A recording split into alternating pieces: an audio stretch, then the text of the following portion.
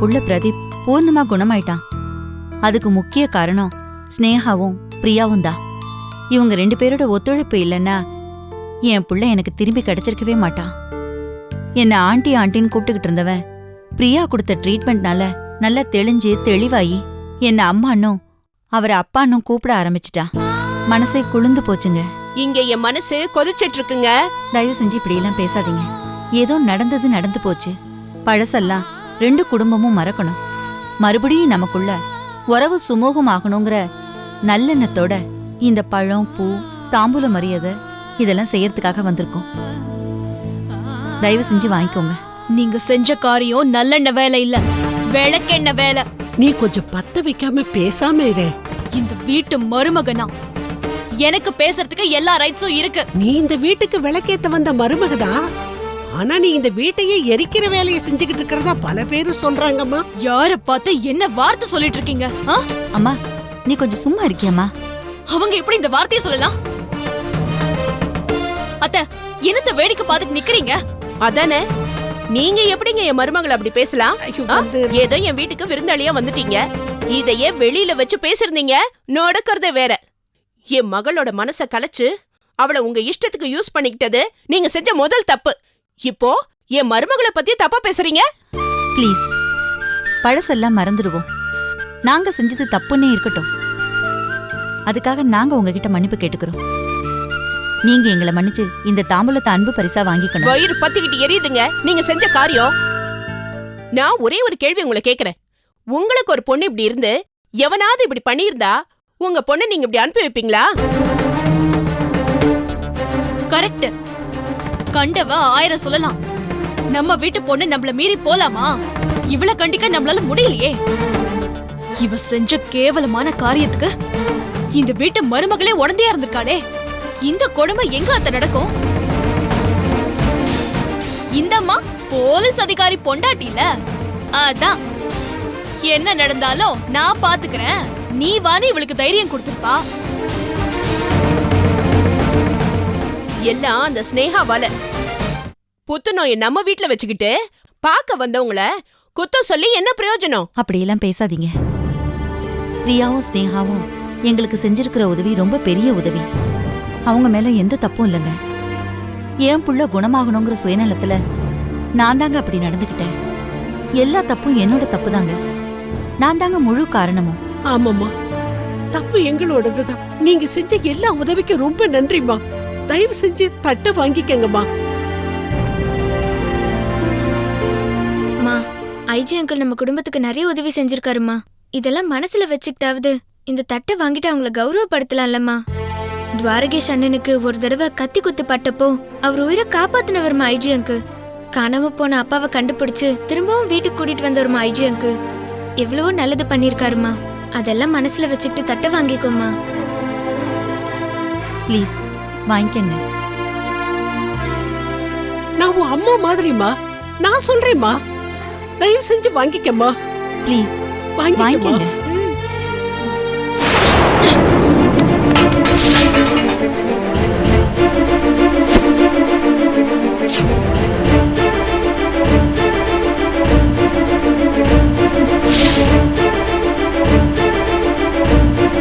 பிச்சைக்கார தட்டு. வெறும் 50 ரூபாய்க்கு பூவும் பழமும். இதெல்லாம் இல்ல நாங்க அழுதோமா? அம்மா, பெரிய அன்பு, பரிசு, மரியாதை, மொகர கட்ட. உங்க சங்காத்தமே நாங்க வேண்டான்னு இருக்கோம். இதுல சம்பந்த பேசுற ரேஞ்சுக்கு தாம்பூலத்தட்டோட வந்திருக்கீங்க. உங்க நல்ல நேரம் எங்க மாமா வீட்ல இல்ல. இருந்திருந்தாரு இன்னும் அசிங்கப்பட்டு போயிருப்பீங்க. மரியாதையா வீட்டு விட்டு வெளியே போங்க. அண்ணி அவங்களை இப்படி. ஏய், நீ வாயை மூடுறீ. அம்மா, இந்த வீட்ல யாருமா பெரியவங்க? நீயா இல்ல இவங்களா? வந்தவங்களை அசிங்கப்படுத்திட்டு இருக்காங்கம்மா, நீ வேடிக்கை பார்த்துட்டு இருக்க. ஏய், பேசாம ரெடி. உமா எது செஞ்சாலும் சரியாதான் இருக்கும். போதுமா? இதோட நடை கட்டுறீங்களா இல்ல இன்னும் அசிங்கப்படணும்னு ஆசையா இருக்கு? வெக்கம், மானம், ரோஷம், சூடு, சொரணை இருந்துச்சுன்னா இன்னொரு தடவை இந்த வீட்டு பக்கம் வந்துடாதீங்க. வெளியே போங்க. நீங்க செஞ்சது ரொம்ப தப்பு. அப்பாவி பொண்ண மனசு கெடுத்து உங்க சுயநலத்துக்காக பயன்படுத்திக்கிட்டீங்களே. நீங்க செஞ்சதை விட இது ஒண்ணு பெரிய தப்பா தெரியல. ஒண்ணுக்கு ஒண்ணு சரியா போச்சு. நீங்க வெளிய போங்க. ஆமா வாமா போலாம். இருடி, வயசுல பெரியவனு கூட பார்க்காம என்ன அவமானப்படுத்தி அனுப்புறீங்கல்ல, இதுக்கெல்லாம் நீங்க நல்லா அனுபவிப்பீங்க. கிழவி, வயசுல பெரியவன்னு நீ எங்க வீட்டு பொண்ணை ஏமாத்தி கூட்டிட்டு போல, பெருசா நியாயம் பேச வந்துட்டியா? எல்லாம் எங்களுக்கு தெரியும். நீ எல்லாம் வயசுல பெரியவன் சொல்லிக்காத, அது உனக்கு தான் அசிங்கம், வெக்க கேடு. இப்படி எல்லாம் பேசாத உமா. பேசாம வெளிய போமா. உன் குடும்பத்து கூட சம்பந்தம் பண்ண நினைச்ச பாவத்துக்கும் உன் புள்ள கூட பழகின பாவத்துக்கும் தான் இப்ப நாங்க நல்லா அனுபவிச்சுட்டு இருக்கோம். என் பொண்ணுக்கு வர வரன்லாம் கூட அப்படியே தட்டிக்கிட்டே போகுது. நீங்க செஞ்ச காரியத்தினால இந்த குடும்பத்துக்கே கெட்ட பேர் ஆயிடுச்சு. நான் ஏதாவது வயிறு எரிஞ்சு சாபம் விடுறதுக்குள்ள 2 பேரும் மரியாதையா ஓடி போயிடுங்க. இவங்க கிட்ட எல்லாம் பேசி பிரயோஜனமே இல்லம்மா. மனிதாபிமானமே இல்லாதவங்க. நீ வாமா வாமா.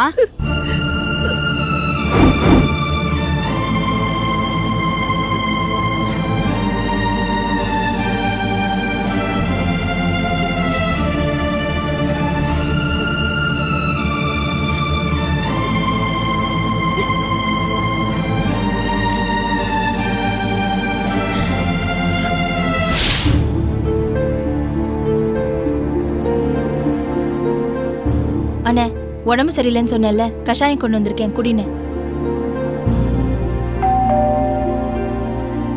இருண்ணே, பாத்துட்டு வந்துடுறேன்.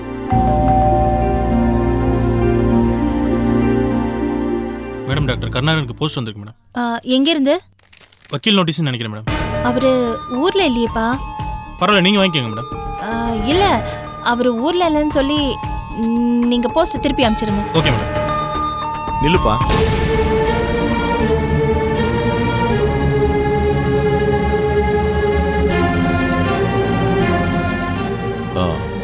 நான் தான் டாக்டர் கருணாகரன். கொடுங்க. இந்தாங்க சார்.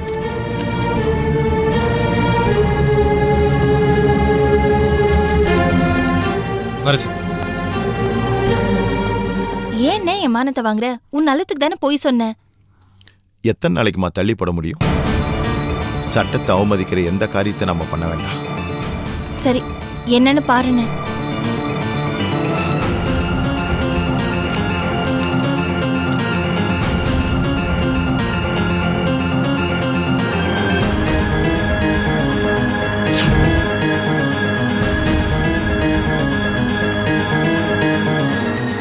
என்னன்னு என்னன்னு அதுல போட்டிருக்கு? 5 கோடி ரூபாய் நஷ்டஈடு கேட்டிருக்காமா. 5 கோடியா? 5 கோடியா? இப்பதான் துவாரகேஷ் கிட்ட முத்துலட்சுமி லீகல் நோட்டீஸ் அனுப்பியிருப்பான்னு சொல்லிட்டு இருந்தேன். ஆமா சார், 5 கோடி ரூபாய் நஷ்டஈடு கேட்டிருக்கா. என்ன சார் இது அக்கிரமமா இருக்கு? அப்புறம் அந்த நோட்டீஸ் என்ன சொல்லுது? சுருக்கமா சொன்னா, இந்த வழக்கு மட்டும் இல்ல, இதுக்கு முன்னாடி நடந்த கஸ்தூரி கொலை வழக்கு இதுல சேர்த்திருக்கா. ஓஹோ, அந்த கேஸ்ல முத்துலட்சுமிக்கு மானம் போச்சு. இப்ப நீங்க போட்ட கேஸ்ல அவளோட பேர் கெட்டு போச்சாமா? ஆக மொத்தம் தொடர்ந்து கருணாகரன் பழிவாங்கிற மோட்டிவ்ல செயல்படுறாரு. அதனால 5 கோடி வேணும்னு நஷ்டஈடு போட்டிருப்பா. நான் சொல்றது கரெக்ட் தானே? ஆமா சார். நீங்க என்ன மாமா தப்பு பண்ணீங்க? ஸ்கேன் ரிப்போர்ட்ல இருந்தா சிசர் தெரிஞ்சதே. அந்த ஸ்கேன் ரிப்போர்ட்டே என்னுடைய செட்டப்னு சொல்றா மாப்ள.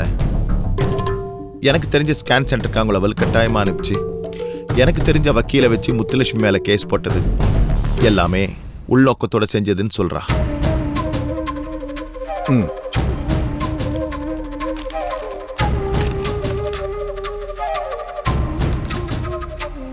இனிமே நம்ம எங்க என்ன போறது? தெருக்கோடியா? சார், இப்போ என்ன சார் பண்ணலாம்? நாம லாயர் வச்சு கோர்ட்ல தான் சந்திக்கணும். அதுக்கப்புறம் ஜட்ஜி தான் தீர்ப்பு சொல்லணும். சார், அப்போ நமக்கு சாதகமா தீர்ப்பு சொல்வாரா? நியாயமா பார்த்தா நம்ம பக்கம் தீர்ப்பு வராது.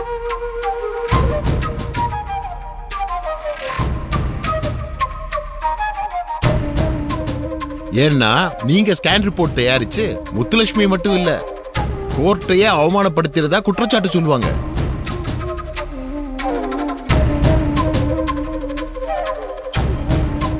கோர்ட்டை அவமதிக்கிறத எந்த நீதிபதியும் சாதாரணமா எடுத்துக்க மாட்டாங்க. அதை கடுமையா தான் டீல் பண்ணுவாங்க. சார், என்னை பொறுத்த வரைக்கும் அநேகமா முத்துலட்சுமி ஃபேவரா தான் ஜட்ஜ்மெண்ட் வரும். சார், மேல்முறையீட்டுக்கு போலாமா சார்? தாராளமா போலாம். ஆனா என்னோட ஒப்பீனியன் என்னன்னா, தப்பு நம்ம பேர்ல தானே இருக்கு. இந்த கேஸ்ல அது வெளிப்படையா தெரியுது. அதனால மேல்முறையீடு போறது பணம் வேஸ்ட், ஏன் டைமும் வேஸ்ட். முடிஞ்ச வரைக்கும் கோர்ட்ல மன்னிப்பு கேட்டு நஷ்டஈடு தொகையை குறைக்க சொல்லி நீதிபதி கிட்ட கருணாகரன் கெஞ்சி கேட்கலாம். அல்லது அவுட் ஆஃப் கோர்ட் செட்டில்மெண்ட் பண்ணிக்கிறோம்னு சொல்லலாம். சார், இது கொஞ்சம் பெட்டரா தெரியுதே. ராஜீவ், இது சாதாரண விஷயம் இல்ல. முத்துலட்சுமி மென்டாலிட்டி பொறுத்த வரைக்கும் அவ லேஸ்ல இதை விட மாட்டான்.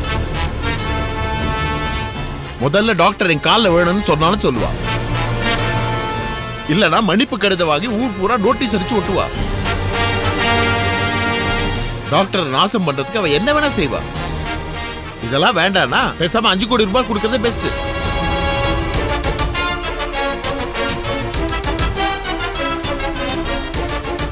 என்ன சார் இப்படிலாம் பயமுறுத்துறீங்க? சார், இதை தடுக்கவே முடியாதா சார்? கடவுள் தான்ப்பா காப்பாத்தணும். ஏதாவது அதிசயம் தான் நடக்கணும்பா.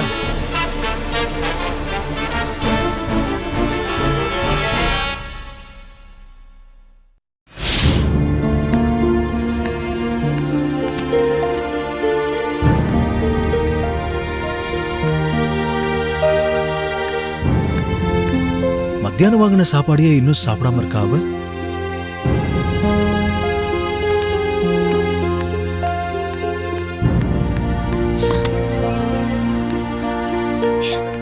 சுஷ்மா, அம்மா, அம்மா இல்லம்மா அப்பா. அப்பா. ஏய், என்னம்மா, என்ன நினைப்புல இருக்க நீ? அம்மா நினைப்புலப்பா. என்னம்மா விளையாடுற? மத்தியானம் கூட நீ சாப்பிடலையா? அப்படியா? என்ன அப்படியாங்கிற? அந்த நினைப்பு கூட இல்லையா உனக்கு? எனக்கும் பசிக்குது, நீயும் சாப்பிடல, நானும் சாப்பிடல, வீட்டுல எதுவும் சமைக்கவும் இல்ல. வா, வெளியில போய் சாப்பிட்டு வந்துடலாம். எங்கே வர்றதுக்கு என் மனசுலயும் உடம்புலயும் தெம்பில்லப்பா. என்னை இப்படியே விட்டுருங்க. என்னம்மா இப்படி பண்ணிட்டு இருக்க? எனக்கு அம்மா நினைப்பாவே இருக்கு. நான் உங்க கூட இருந்தது என்னமோ கொஞ்ச நாள் தான். ஆனா அப்ப கூட உன்னை பெருசா ஏத்துக்கலையம்மா. அன்பு காட்டல, ஆதரவு கொடுக்கல, உன்னை எப்படி கொண்டு வந்து கோவமா தள்ளிட்டு வான் பண்ணிட்டு போனா. நீ அதை கவனிச்ச இல்ல? கவனிச்சேன்பா. நீங்க அவங்க சொன்ன குற்றச்சாட்டெல்லாம் ஏத்துக்கிட்டு பேசாம நின்னுட்டு இருந்தீங்க. ஒரு வார்த்தை எதிர்த்து பேசல. அதையும் கவனிச்சேன்பா. சுஷ்மா. ஆமாப்பா, நான் தானே தப்பு பண்ண. உன் பொண்ணை ஏன் தண்டிக்கிறேன்னு நீங்க 4 வார்த்தை நறுக்குன்னு கேட்கறதுக்கு என்னப்பா? நீங்க கேட்க மாட்டீங்க. எதுக்குன்னு எனக்கு தெரியும்பா. நீங்க முழு மனசோட இந்த காரியத்துல இறங்கல. அதான் எனக்கு வருத்தம். எனக்கு அவங்கள விட்டுட்டு வந்தது ஏதோ பைத்தியம் பிடிச்ச மாதிரி இருக்குப்பா. நம்ம ஆசைப்பட்ட ஒரு பொருள் கிடைக்காம போறது ஒரு வேதனை. அது கிடைச்சு நம்ம சந்தோஷமா அதை அனுபவிக்கும் போது அது மறுபடியும் நம்ம கையை விட்டு போறது அது அதை விட வேதனைப்பா. வேணாம்மா, இப்ப நான் என்ன பண்ணணும்னு சொல்றேன். என்ன மறுபடியும் அம்மா வீட்லயே கொண்டு போய் விடுங்கப்பா. முடியாது சுஷ்மா. நீ ஓவரா அடம் பிடிச்சி என் கோவத்தை கிளறாத. உன் பாசத்தை வச்சு நீ என்ன பிளாக்மெயில் பண்ணிட்டு இருக்காத. அந்த வீட்டு சூழ்நிலை ரொம்ப மோசமா இருக்கு. அங்க பெரிய பெரிய பிரச்சனை எல்லாம் போயிட்டு இருக்கு. அந்த கருணாகரன் பெரிய பிரச்சனையில இருக்காரு. இப்ப நீ அங்க போறது சரியில்லை. ஒருத்தருக்கு பிரச்சனை இருக்கும்போதுதான்ப்பா போய் உதவி செய்யணும். அவங்க யாரு? என் அம்மாப்பா. அவரு என் மாமா. நானும் பேப்பர்ல படிச்சு ஏதோ ஒரு கேஸ மாமா தப்பா ஹேண்டில் பண்ணிட்டாரு. அதனால அவர் மேல அந்த டாக்டர் அம்மா ஏதோ கோடிக்கணக்குல மான நஷ்ட வழக்கு போட்டு நிறைய பணம் கேட்க போறத பேப்பர்ல போட்டிருந்தாங்க. இப்ப கேஸ் கோர்ட்டுக்கு போகுதாம். தெரியுது இல்ல? அதனால பேசாம வீட்லயே இரு. இப்பதான்ப்பா நம்ம ஆதரவு அவங்களுக்கு தேவைப்படுது. நீங்க அவங்களுக்கு இப்பதான்ப்பா உதவணும். நானா? ஆமாப்பா. அத கோடிக்கணக்குல சம்பாரிச்சு வச்சிருக்கீங்கல்ல, இதெல்லாம் யாருக்குப்பா? உனக்குதாம்மா. அப்ப நான் சொல்றேன், அந்த பணத்துல இருந்து கருணாகரன் மாமாவுக்கு உதவி பண்ணுங்க. அவருக்கு நான் ஏமா பண்ணணும்? அவருக்கு உதவி பண்ணா அம்மாவுக்கு உதவி பண்ண மாதிரி தானே. அப்பா ப்ளீஸ் பா, நான் உங்க பொண்ணு தானே. நான் என்ன கேக்குறேனோ அதை செய்யறதுக்கு தானேப்பா நீங்க இருக்கீங்க. சரிம்மா, நான் செய்யறதுக்கு ரெடிதாம்மா. ஆனா உங்க அம்மா இருக்கால அந்த ராஜலட்சுமி, அவ சுய கௌரவம் பாக்குறவ. நான் பண உதவி பண்ணா கூட அவ அதை ஏத்துக்க மாட்டாமா. அப்பா, முதல்ல நீங்க உதவி பண்றேன் பணம் தரேன்னு ஒத்துக்கோங்க. அப்புறம் உங்களை சமாதானப்படுத்தி ஏத்துக்க வைக்கிறது ஏன் பொறுப்பு. சரிம்மா, டன். ஓகே. Sweet daddy. உங்ககிட்ட இருந்து சர்டிபிகேட் வாங்குறதுக்குள்ள நான் சில கோடிகளை இழக்க வேண்டியதா இருக்கு. எனிவே, எனக்கு பசிக்குது. வா, 2 பேரும் போய் சாப்பிடலாம். வா. சரிப்பா. சாத்தியமே இல்ல. என்னையும் நான் பாடுபட்டு வளர்த்த ஹாஸ்பிட்டலையும் கலங்கப்படுத்துறதுக்காக டாக்டர் கருணாகரன் மக்களை, கோட்டை, மீடியாவை ஏமாத்துறதுக்காக போட்ட நாடகம் இது. ஷாமலா, என்னங்க வேணும் மேடம்? வாடிங்க வந்து கூத்த பாருடி சீக்கிரம். இதோ வர. உமா, மாமா, நீ வாமா. நான் வேலையா இருக்கேன் மாமா. அதெல்லாம் அப்புறம் பாத்துக்கலாம். வா நீங்க. ஏற்கனவே கோர்ட்ல என் மேல போய் கேஸ் கொடுத்து கோர்ட் டைமை வேஸ்ட் பண்ணி பல விஷயத்துக்கு முன்னாடி புதைச்ச பொண்ணத்தை தோண்ட வச்சாரு. இதெல்லாம் தான் உங்களுக்கும் தெரியுமே. பிளாஷ்பேக் போட்டு ஜனங்களுக்கு இவரை பத்தி புரிய வைங்க. டாக்டர் கருணாகரனுக்கு இந்த முத்துலட்சுமி கிட்ட தோத்து போயிட்டோம், என்ன ஒண்ணு பண்ண முடியலன்ற பேரி அவர்கிட்ட சாதாரணமா செக்அப்க்கு போன ஒருத்தவங்கள என்னோட பேஷண்ட் தெரிஞ்ச உடனே அவங்க கிட்ட பேசி மயக்கி பயமுறுத்தி அவங்களை நல்ல பிரெயின் வாஷ் பண்ணி வயத்துல சிசர் இருக்குன்னு நாடகம் ஆட சொல்லி என் மேல நஷ்ட ஈடு கேஸ் போட்டுட்டாங்க. தோ டாக்டர் கருணாகரனுடைய சொந்த பொண்ணு ஸ்னேகா, என் ஹாஸ்பிட்டலோட GM, இவங்களுக்கு எல்லாமே தெரியும். இவங்க நியாயத்தை தவிர வேற எதுவுமே பேச மாட்டாங்க. இந்த கேஸ பத்தி உங்களோட ஒப்பீனியன் சொல்லுங்க மேடம். என்ன தயவு செஞ்சு அவரோட மகளா யாரும் பார்க்காதீங்க. நான் அந்த உறவை புறக்கணிக்கிறேன். அந்த ரிலேஷன்ஷிப்பை நான் ஏத்துக்க தயாரா இல்ல.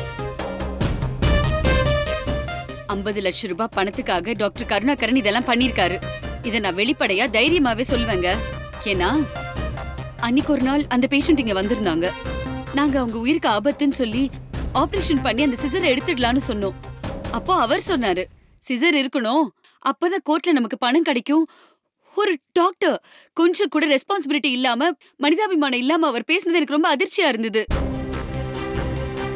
இது இறந்து போன என்னோட அம்மா வாழ்ந்த ஹாஸ்பிட்டல். இந்த ஹாஸ்பிட்டலுக்கு ஒரு களங்கமும் வரக்கூடாது. அதை செய்யறவங்க யாரா இருந்தாலும் நான் அவங்களை எதிர்ப்பேன். யாரும் எந்த காரணத்தை கொண்டும் தேவை இல்லாம இந்த கஸ்தூரி ஹாஸ்பிட்டல் மேல பழி சுமத்த நான் விட மாட்டேன். ஏன்னா இது என்ன பொறுத்த வரைக்கும் ஒரு ஹாஸ்பிட்டல் இல்ல, இது ஒரு கோவில். Okay Sneha, please relax, calm Priya, down. அதனால கருணாகரன் செஞ்ச சதியை நாங்க கோர்ட்ல எதிர்க்க போறோம்.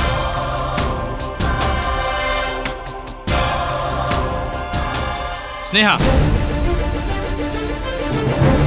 காலையில நான் அவ்வளவு தூரம் சொன்னேன்ல, மாமா பேரை கெடுக்காத, எப்படியாவது இந்த மீடியா இன்டர்வியூவை தடுத்து நிறுத்துன்னு கதறினேன். எதையுமே நீ காதல வாங்கிக்காம கொஞ்சம் கூட ஈவருக்கும் இல்லாம அவரை பேரை கெடுத்துட்டு வந்து நிக்கிறியே. நியாயத்துக்காக நான் எது வேணாலும் செய்வேன். நீ நிக்கிறதே அநியாயத்து பக்கம். நியாயத்தை பத்தி பேசுறதுக்கு உனக்கு என்ன அருகதை இருக்கு? மாமாவை தண்டிக்கணும்னா அதுக்கு சட்டம் இருக்கு, கோர்ட் இருக்கு, கேஸ் போடுங்க. அது ஒரு பக்கம் நடக்கட்டும். பப்ளிக் இன்டர்வியூல அவருங்க அப்பா இல்லைன்னு சொல்றியே, உனக்கு மனசாட்சி இருக்கா? என் அம்மாவை கொல்லும் போது அன்னைக்கு அவருக்கு மனசாட்சி இருந்திருந்தா இன்னைக்கு எனக்கும் இருந்திருக்கும். இந்த காரியத்தை முத்துலட்சுமி செஞ்சிருந்தா கூட மன்னிச்சிருக்க முடியும். நீ செஞ்சதை நல்லா மன்னிக்க முடியாது. உன்கிட்ட யார் இப்ப மன்னிப்பு கேட்டா? கருணாகர மாமாவை அழிக்கணும், அவரை வெளியே தலைக்காட்ட விடாம நாசம் பண்ணுங்கிற உங்க 2 பேர் திட்டமும் பலிக்கவே போறதில்ல. மாமா நிரபராதி. அது உனக்கு காலம் புரிய வைக்கும். புரிய வச்சா பார்க்கலாம். என்ன இருந்தாலும் உங்க அப்பாவை நீ இந்த அளவுக்கு பப்ளிக்கா அசிங்கப்படுத்தினது பெரிய பாவம் ஸ்னேகா. திரும்ப திரும்ப நீ அதையே சொல்லிக்கிட்டு இருக்காத. நான் டாக்டர் கருணாகரனை தாக்கியும் பேசல, முத்துலட்சுமி தூக்கி வச்சும் பேசல. நான் நியாயத்தை பேசினேன். என் அம்மா வாழ்ந்த உழைச்ச அந்த ஹாஸ்பிட்டலோட பேர் கெட்டு போயிடக்கூடாதுங்கிறதுக்காக தான் நான் பேசினேன். அதை பத்தி மட்டும்தான் நான் பேசினேன். அதை நான் இவ்ளோ தெளிவா சொல்லியும் நீ கருணாகரனை பத்தி மட்டுமே கவலைப்பட்டனா அதுக்கு நான் பொறுப்பாக முடியாது. அதை பத்தின அக்கறையும் எனக்கு கிடையாது. நீ விவாதம் பண்ண ஆரம்பிச்சிட்ட. நீ என்னதான் ஒரு நிறுவனத்தை தூக்கி வச்சு பேசினாலும் அந்த நிறுவனங்கிறது ஒரு ஜடம், அதுக்கு எந்த பாதிப்புமே வராது. ஆனா கருணாகர மாமா ஒரு தனி மனுஷன். அவருக்கு உணர்ச்சிகள், ஆசை, பாசம் எல்லாமே இருக்கு. அவர் ஏற்கனவே செய்யாத கொலைக்கு ஜெயில் தண்டனை அனுபவிச்சவர். அந்த மனுஷன் ஒரு நிரபராதி. நான் உன்னை தடுத்தும் மீறி நீ தண்டிச்சிட்ட. இந்த பாவம் உன்னை சும்மா விடாது. இங்க பாரு, நீ என்ன திட்டினாலும் பாராட்டினாலும் புரிஞ்சுக்கிட்டாலும் புரிஞ்சுக்கலனாலும் எல்லாத்தையுமே என் அம்மா பாத்துப்பாங்க. ஓஹோ, அப்படியா? அப்ப என்னோட சந்தோஷம், வேதனை, கஷ்ட, நஷ்டம் உனக்கு ஒரு விஷயமே கிடையாது. உனக்கு அதை பத்தி எந்த அக்கறையும் கிடையாது, கவலையும் கிடையாது, அப்படிதானே? இப்ப சொல்றேன் கேட்டுக்கோ. இந்த கேஸ்ல ஏதாவது ஒரு வகையில நிரபராதியான என் மாமா தண்டிக்கப்பட்டா அதுக்கு நீ நேரடியாவோ மறைமுகமாவோ காரணமா இருந்தா அவர் தண்டிக்கப்படுற அன்னைக்கு உனக்கு எனக்கு நடுவில் இருக்கிற இந்த புருஷன் பொண்டாட்டி உறவு அருந்து போயிடும். இதுதான் என் முடிவு.